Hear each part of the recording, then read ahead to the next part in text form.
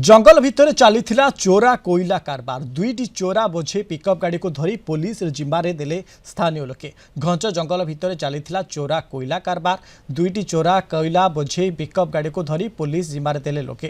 केन्द्रापड़ा जिला राजकनिका थाना नहुलिया निकटस्थ एक घंच जंगल भितर चोरा कोईला कारबार चलीथिला। स्थानीय लोके दुईटी चोरा बोझे पिकअप गाड़ी को धरी पुलिस जिम्मार देइछंती।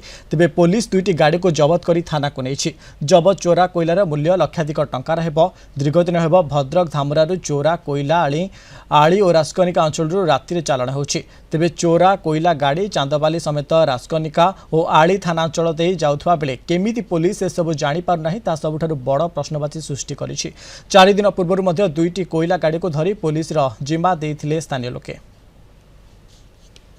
देखो ये जो चोरा कोईला बेपार यहाँ आज नुह ये दीर्घ वर्ष धरी चली पड़ोशी जिला भद्रक धामरारू भाया चांदबाल देकी आम राजकनिया देकी एपटे किसी सिंहपुर जाजपुर जाऊँगी पारादीप आ सालेपुर कटक जाऊँगी किंतु दुखर विषय जे स्थानीय जनता साधारण जनता माने ए गाड़ी की काबू करी पुलिस जिम्मा दौरान किंतु ये पाखर चांदबाल थाना राजकनिया थाना आली थाना थाई भी से खबर पाँच कौन आम जानू कि स्थानीय जनता धरिकी पुलिस जिम्मा दौरान।